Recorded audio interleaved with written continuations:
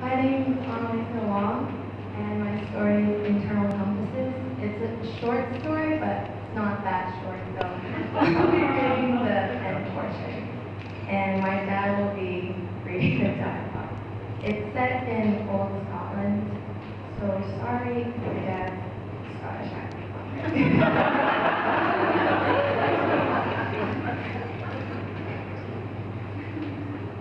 Leading their horses by the reins, they crossed the squeaky, maggot-infested bridge on foot.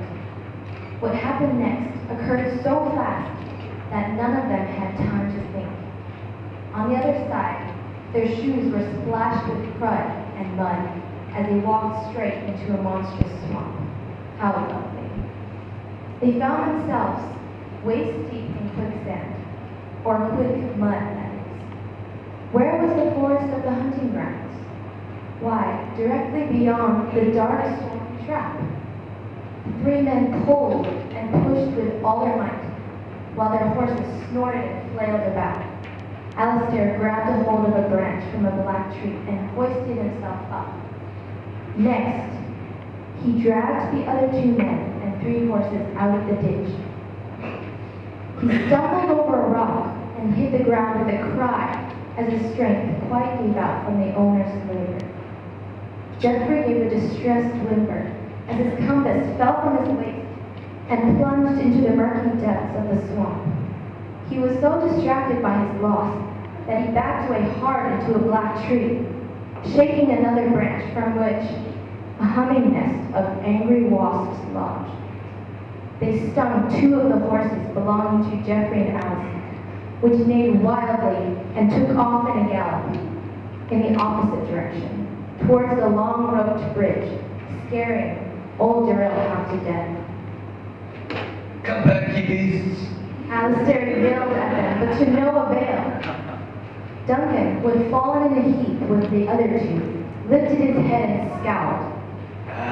We'll have to do without them. Geoffrey twisted his upper body towards the deeper dark forest, which was a little further off in the distance. Did you hear that? What? The two men beside him demanded at once. I believe 'tis wolves. Listen to the howling.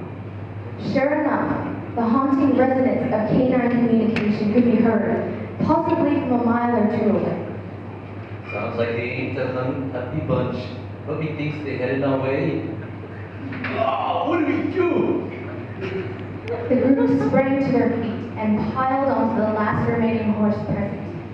They did not have enough moments to think, because suddenly a giant, ominous-looking figure dressed in robes dark as bats materialized before them. The horror and dismay came instantly to the three journeyers, who could only stare at it with terror-stricken eyes and gaping mouths. Even Duncan was visibly shuddering and shaking from sheer panic. However, he still managed to shout at the ghost. Who are ye? Make yourself be known. A bellowing, sinister laugh was the response. And then it said one word only, its name. Dougal. Without warning, Dougal sent a bolt of lightning flying from its invisible hands, striking the black tree above them. Hearing the loud, sickening crack, they dashed off towards the forest as the dark figure was blocking the bridge.